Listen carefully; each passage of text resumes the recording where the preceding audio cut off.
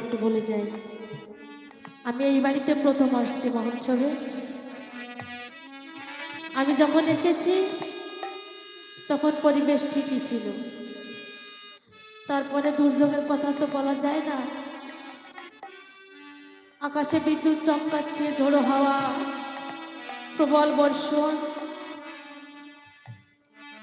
এই হরিপ্রেমের যে বন্ধ হয়েছে, কালকে আমি সৌমিত্রদের বাড়িতে একটু বসে আছি।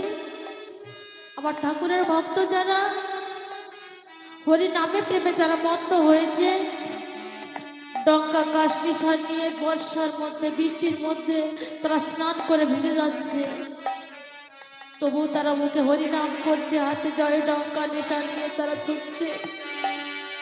ছুটছে কোথায়?